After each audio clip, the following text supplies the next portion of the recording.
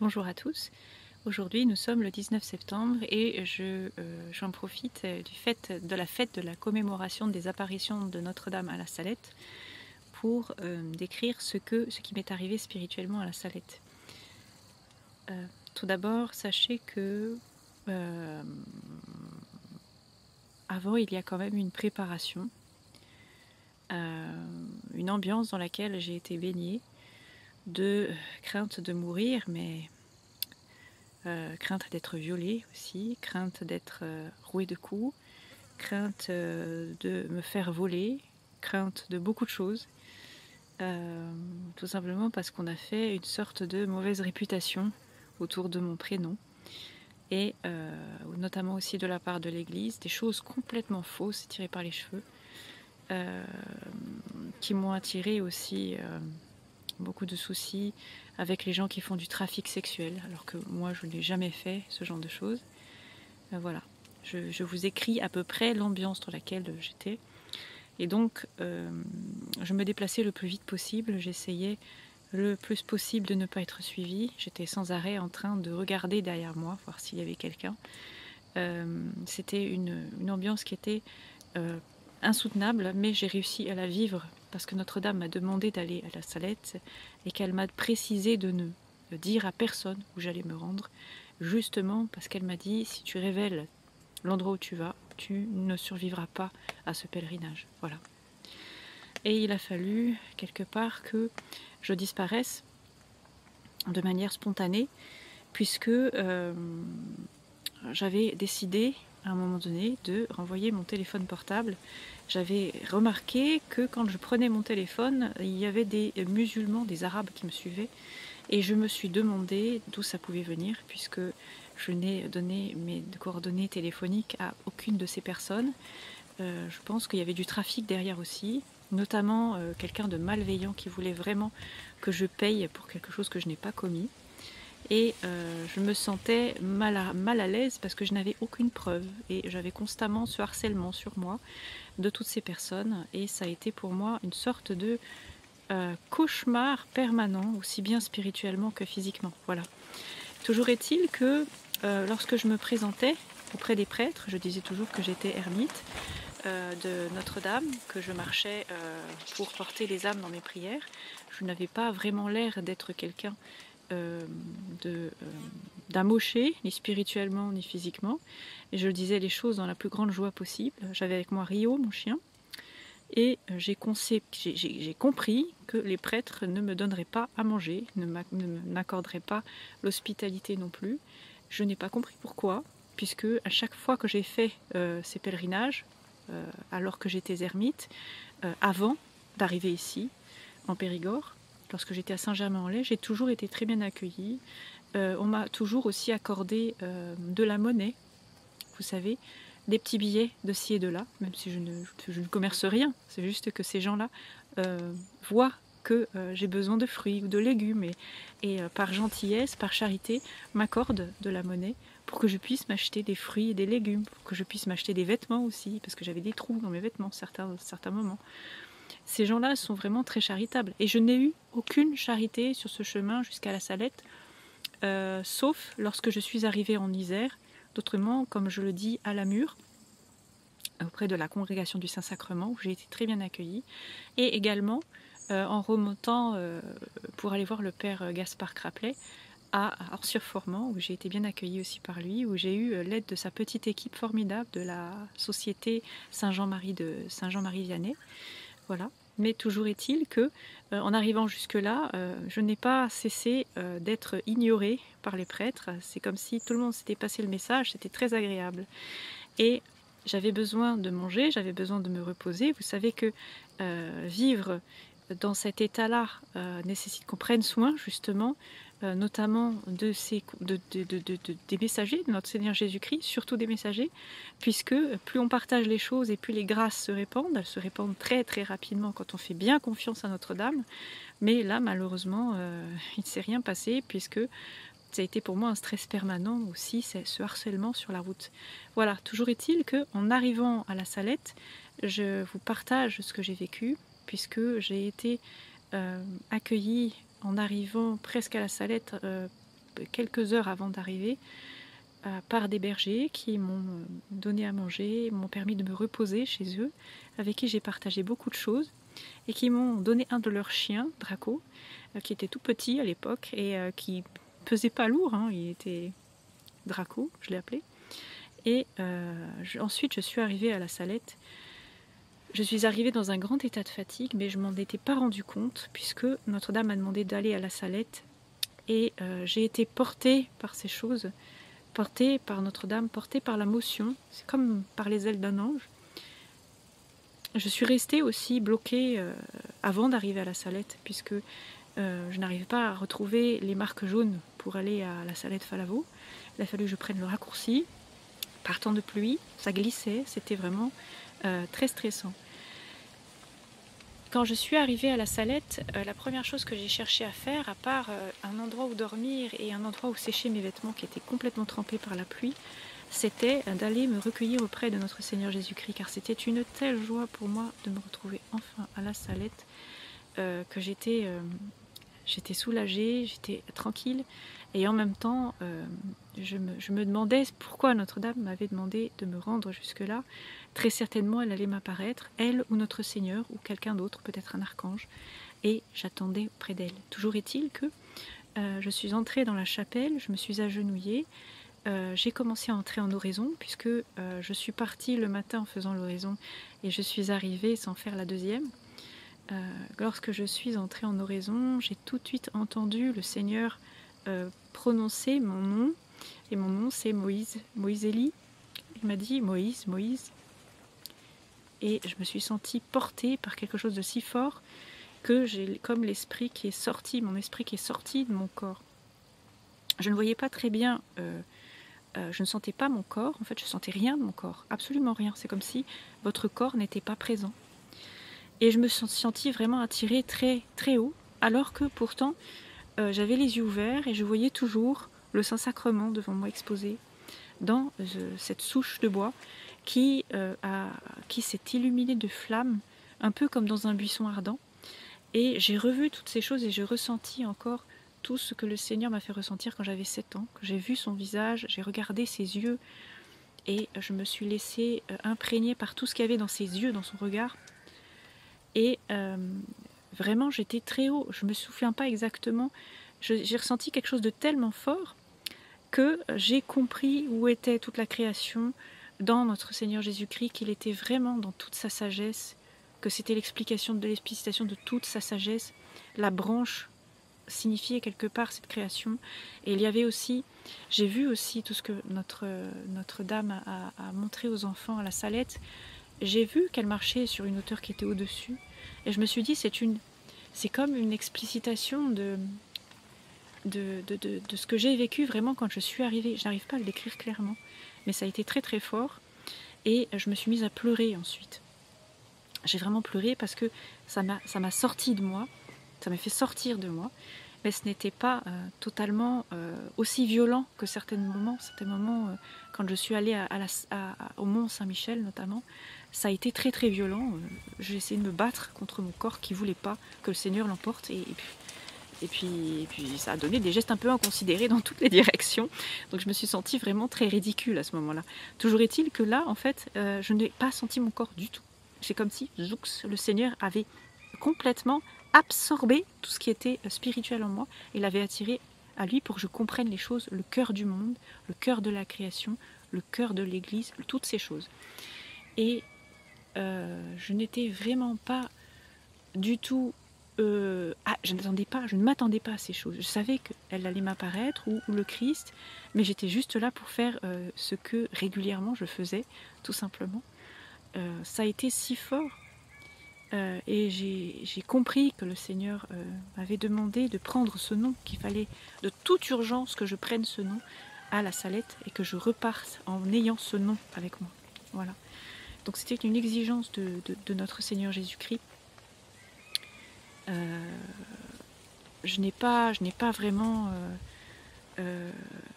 eu l'occasion d'en témoigner de ces choses parce que pour moi elles étaient secrètes, et je savais très bien que Notre-Dame allait m'apparaître pour me transmettre un message particulier.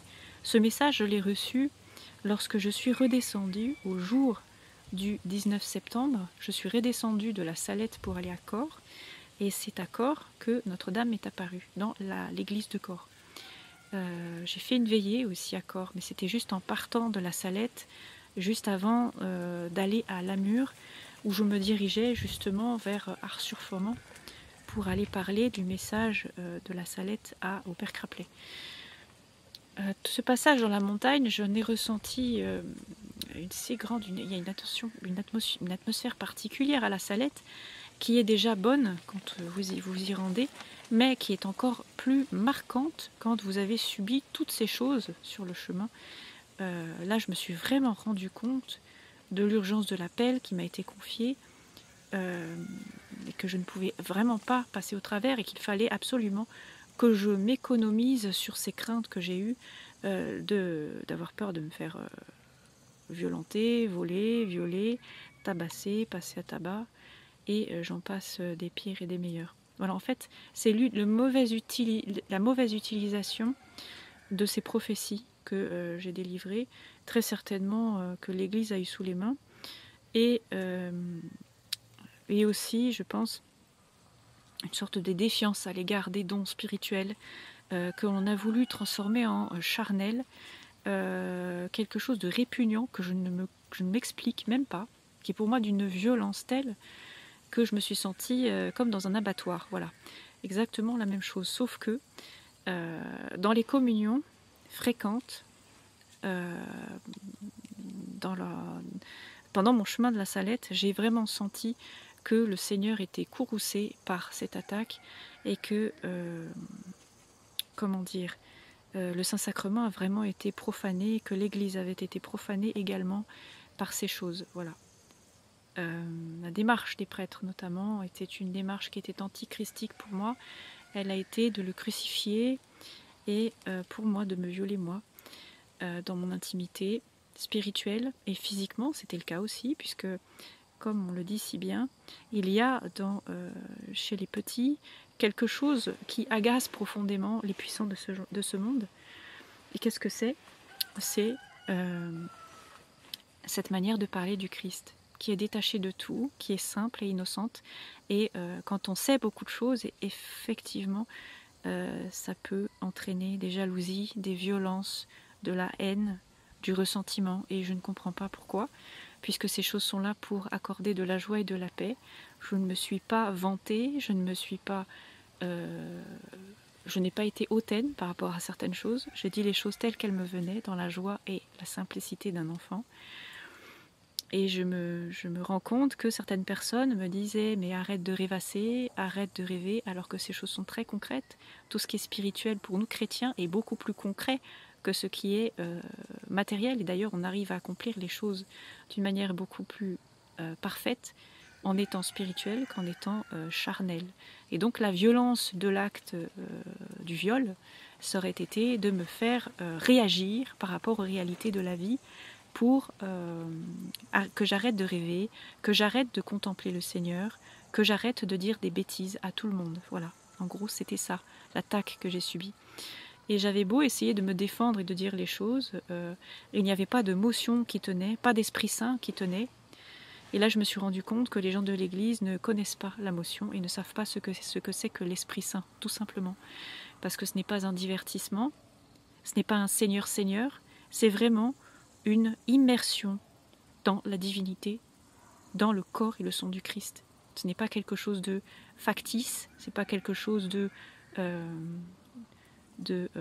une sorte de parade, ce n'est pas non plus quelque chose une sorte de façade pour cacher quelque chose. Il n'y a rien de caché que le Seigneur ne puisse révéler en ces temps, et c'est la raison pour laquelle Notre-Dame me demande de porter ce message. Voilà.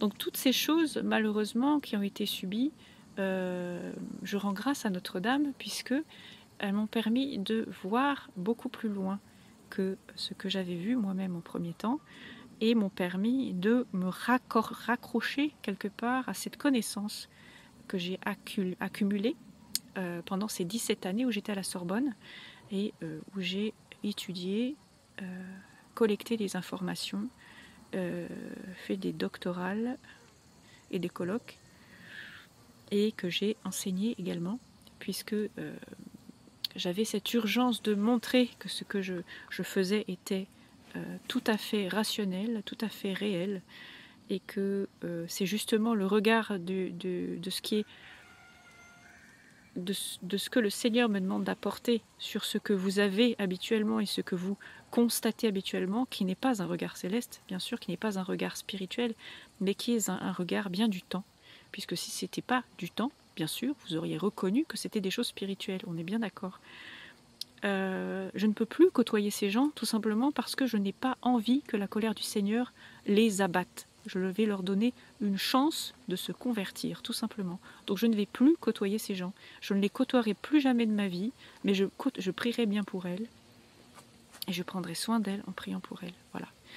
Toujours est-il que les autres, toutes celles qui sont pleines de péchés, de convoitise, d'impureté, notamment liées à la chair, je ne vais plus non plus de leur côté, puisque je ne vois pas pourquoi je me flagellerais pour essayer de les sortir de quelque chose qu'ils ne voient pas, et qu'ils refusent de constater, puisqu'on sait très bien que dans l'Église, le souci majeur, ce n'est pas de ne pas accepter tout et n'importe quoi. Le souci majeur, c'est bien de valider quelque part le rite sexuel de manière sodomique, le rite sexuel sodomique, comme quelque chose de libérateur qui vous permettra d'accéder à une connaissance céleste. Voilà, c'est en gros ce que j'ai compris de ce que Satan m'a confié, de ce qu'il convoite dans l'Église et de ce que les prêtres font actuellement. Toujours est-il que ce n'est pas en ayant des relations sexuelles, en vous déchargeant sexuellement sur des enfants, notamment sur des enfants de cœur, que vous pourrez réussir à vous sentir pur devant notre Seigneur Jésus-Christ, puisque vous profanez son alliance, et l'ancienne et la nouvelle, et le Seigneur ne le veut plus du tout, sachez-le. Voilà. Vous n'allez pas vous sentir dans le coup, vous allez vous sentir pécheur. Effectivement, la miséricorde, vous pouvez vous dédouaner avec si vous le voulez, mais le Seigneur ne le veut pas. Voilà, et moi non plus.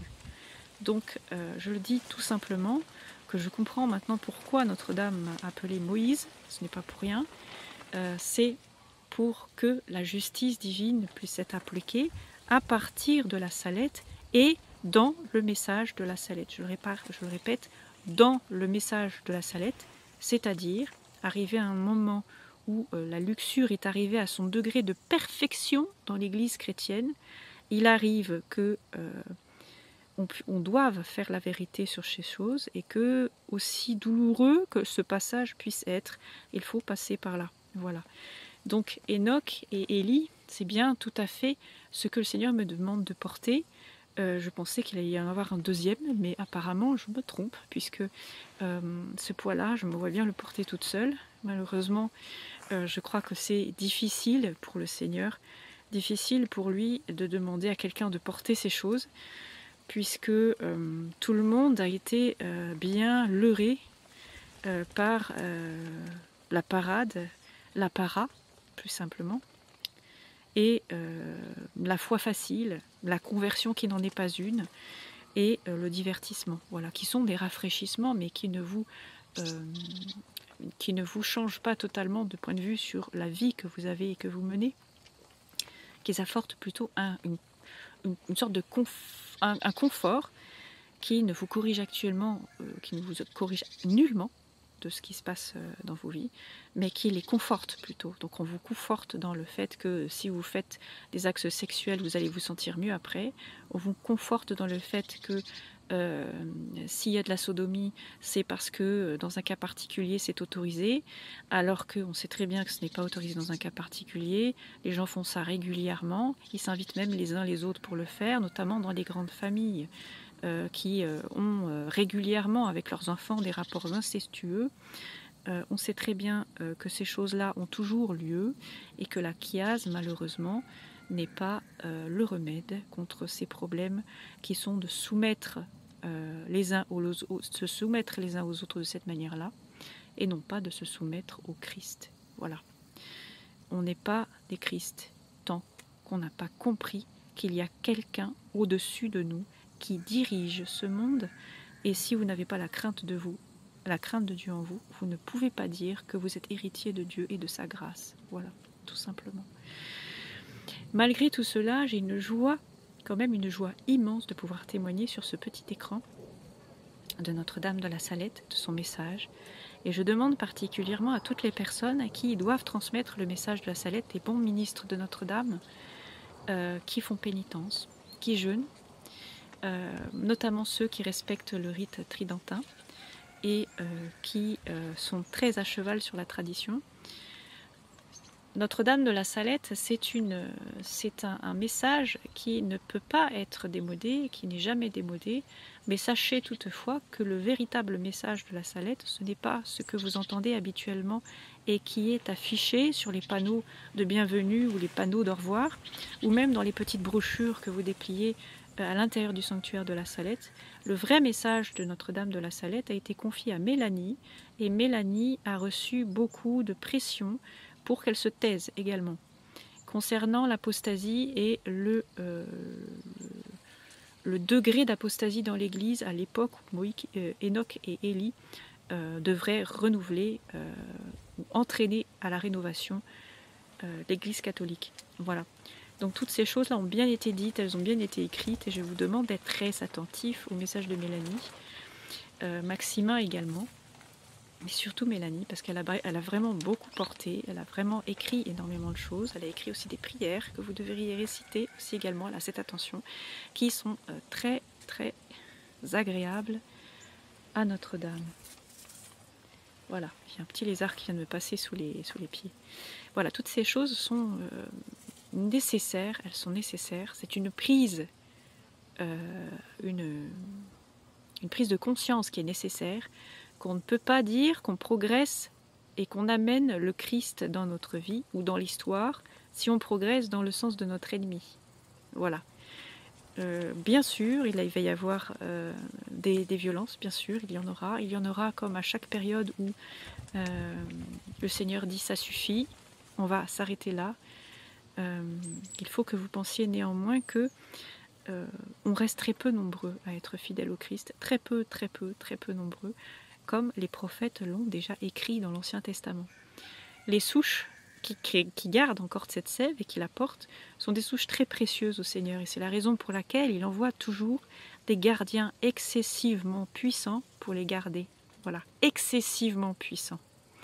Et j'ose dire encore autre chose, c'est que ce qui rythme l'histoire, c'est bien cette période de confort qui se termine par une période de guerre, et qui précédant les périodes de guerre, des périodes où il y a beaucoup d'extrémisme normalement dans la politique. Il ne faut pas que vous ayez peur des extrémismes, il faut que vous soyez là pour les aider à se comporter de manière digne et responsable, mais on ne peut pas vraiment freiner comment dire, une situation où beaucoup se trouvent dans l'injustice et n'arrivent plus à vivre dignement dans une société qui devrait leur apporter des réponses à leur mal-être, à leur inconfort.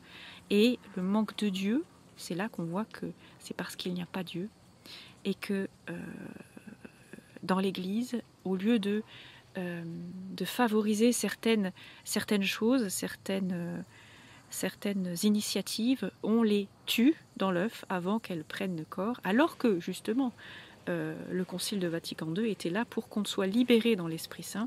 C'est l'inverse qui s'est fait, malheureusement, on n'est pas libéré dans l'Esprit Saint, on est enchaîné dans les rapports sentimentaux et sexuels, parce que sentimentaux, je dis ça, sentimentaux, ce n'est pas de sentiments qu'il s'agit, le vrai sentiment est dénué de ces choses sexuelles brutales. Le vrai sentiment est quelque chose qui déborde du cœur du Christ vers notre cœur. Et la crainte de Dieu, c'est vraiment ce qu'il nous manque, puisque si on avait véritablement une crainte de Dieu, on ne serait pas tiède devant toutes ces apparitions, on ne serait pas tiède devant ce message, et on n'irait pas juste marquer le coup en faisant un apéro à la fin de la messe, parce que c'est Notre-Dame de la Salette, voilà, ou parce que c'est Notre-Dame de je ne sais pas quoi. Il faut aller plus loin que ça. Si vous voulez faire plaisir à Notre-Dame, il faut vous engager de manière volontaire dans ces choses, que vous soyez missionnaire sans que vous puissiez satisfaire à l'apostasie, que vous soyez replié sur vos sur vos pensées, repliées dans le sens fidèle et gardien de ces pensées, pour que vous puissiez témoigner avec toute la puissance du Verbe de Dieu. Voilà. Évidemment, Notre-Dame est l'initiative de ce mouvement. Elle sera toujours l'initiative de ce moment. Mais si l'Église décourage ces choses, parce qu'il est question de vision, il est question d'apparition, il est question de dons prophétiques, il est question de dons spirituels, si l'Église décourage, c'est que nous devons encore plus tenir bon, tout simplement. Voilà, au moins pour ceux qui nous survivront et qui seront après nous, qui puissent avoir ce témoignage et avoir ce témoignage en référence d'une bonne vie chrétienne. Que le Seigneur vous bénisse et qu'il vous protège, lui qui est Père, Fils et Saint-Esprit. Amen.